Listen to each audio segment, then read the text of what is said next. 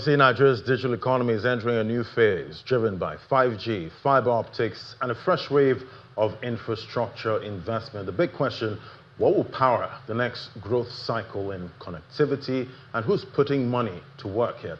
Joining me for this conversation and to get a sense of the future of connectivity and what it means for businesses and consumers, we have Mr. Amrish Singhal. He's a COO, Spectranet, joining me right here in the studio. It's great to have you, sir. Good morning. Good morning, Larry, and thanks for having me here. Fantastic. Yeah. So, just looking at you right now, I see somebody we heavily rely on, at this point. We all need the internet. Correct. At this point. We can't really do much, yeah. Without it. And, there's been a lot of talk about 5G.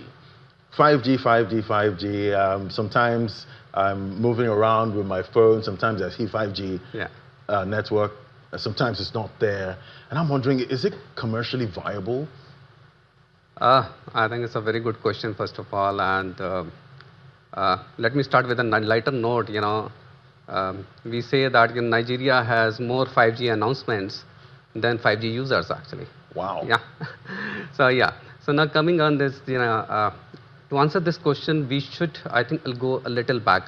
For the benefit of the viewers, I would like to take, and for their understanding, I think it is important to understand that is this supporting ecosystem, is that ready for the 5G or not, number one? And number two, is that kind of the use cases, are they available for our viewers and for the users or not? I think that is also very important to understand. Although we all know and that 5G capex generally for the telcos as far as commercially viable is concerned, this is almost 3x. I'm talking only about the capex right now. That is almost 3 times than the current investment. Now, coming back to the earlier perspective that I brought it forward is that just to give you a perspective that, if you talk about the world population, out of the 8 billion, 7 billion population, they have the access of the telecommunication networks and the telecommunication providers. So out of this 8 billion, around 4 billion population has that access to the 4G network, and out of that 4 billion, around 2 to 3 billion population, generally they have the 5G handset phones, 5G enabled phones. So if you see that 1 out of 3 users, they are having the 5G enabled phones. Now we have to understand that you are giving a highway, but you do not have the cars. So worldwide, it is only 30% or 33% of the population who is having the 5G handsets. Now I will bring because phones are really expensive. Yes. Ever since the naira, lost so much value. Correct. From the 300 naira levels. Yeah. Now you see phones that have the 5G capability. Right. 2 million, yes. 3 million. I'm like, how? Yeah. It used to be like 300,000, for these phones. And so you don't have the phones to use the 5G. Absolutely. And then if now I told you about the world thing, and now let me bring it in the Nigeria's perspective. Now I told you that in worldwide, it's about 33% of the people who have the 4G network access, but 33% of the population, they can actually use that network access, they can use that highway because they do not have that 5G enabled handsets. But in Nigeria, it's that number, if you see, only 12% of the population has the access of the, say, 11 to 12% of the population has the access for the 4G. And out of that, only 5%, which is around 5 million, which is actually 3% of the customers who have those kinds of handsets who can use that particular network. So is that supporting ecosystem is ready as of now? No. That's number one. Number two is do customer actually really need that 5G, at this point of time? Customer always needs that. But do we have those kind of use cases? No. Again, if you need a normal customer who is using social media, Facebook, TikTok, Instagrams, then you need only a speed of 7 to 20 Mbps. Yeah. We think that 50 Mbps and 40 Mbps, but actually that speed is needed only 7 to 20 Mbps. And all the products, the general products which are like 4G enabled, which are the companies, the current products, they are, they are helping to customers to get that kind of speed. Whether it's you talk about Spectranet or any other company, they are giving you those kinds of devices which are giving you that kind of speed, and in fact more than up to 50 Mbps also. So For the social media, you need it. Then you need it for the office, the people who are working remotely for the office, for the Teams or the Zooms. In that case, again, you will not need more than 7 to 20 Mbps. Now you go one up higher, then if you need a CPE, a small kind of mobile devices, where you will need only a multiple users, only then you need those multiple users. Then you go to the next level, which is the content creators. Content creators, why do they need the content, why do they need the higher speed? They need those higher speeds for uploading for the live streamings, for uploading the high capacity videos, high streamings. They need 30 to 50 kind of Mbps speed.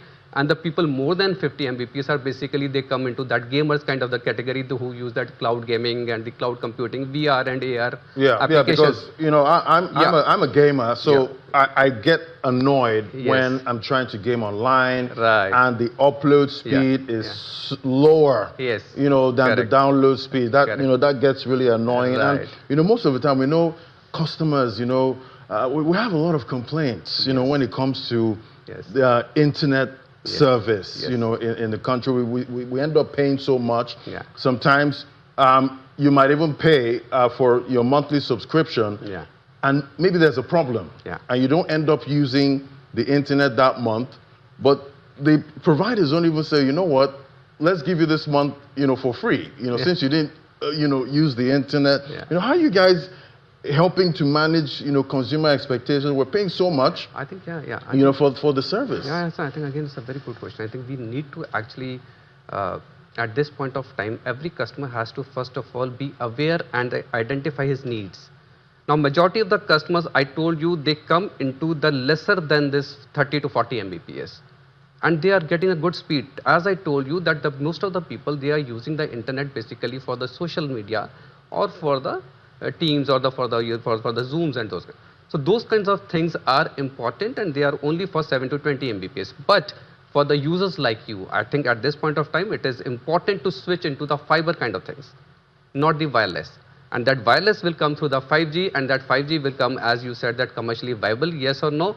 At this point of time, I will say that selectively, yes, it will be required. It is, but for the future, it will be definitely required, that 5G, when we will be needing those VR and AR kind of the apps, when we will be needing the gamers, when we will need cloud computing and all that. So commercially, it is not viable at this point of time, but can you stay away from that? Again, you have to get up and smell the coffee. Right. Yeah. Okay. So it's not a choice. So it's, you either, it's not like a go big or go home. You have to go big, Yes, okay. So, at this point, affordability, we all want to be able to afford, using the internet, and we also want fantastic service. What do you think, a provider like you needs to make that happen? To make the consumers happy? See, I think a customer need to understand, and everybody of all the users need to, as I told you, in case we understand our needs very clearly. In that case, it is a customer's money. I always tell that customers, it's your money, so choose wisely. You have to understand that what kind of the offerings. It's not only about the initial offerings that any company is giving. You also have to see the after-sales service. Then you need to see that what kind of the other things that smartly that you can switch on. For example, the kind of the features that the companies are providing. Are they giving you that unlimited data rollovers? Are they giving you that night browsing? Use those features, use it smartly. And then, you are able to adjust your needs accordingly. So the people who need a smaller kind of the speed, smaller kind of the Mbps speed, and as far as latency is concerned, then that comes the latency for gamers, as you said. They need a low latency. Now, latency is like a return ticket. It's like, the lower the latency, you will get the better kind of, services. Okay. So in that case, you have to go on the fiber. And then there are the enterprise businesses. They have the multiple users, they need more capacity, they need more speeds, they need the cloud computing, or the VR. So depending on that situation, lower users, the low speed, they need to go with the wireless things, and the high users, they should go on the fiber. That's it. That's simple. Yeah. Thank you so much. It was great to have you, Mr. Amrish Singhal, CEO at Spectranet.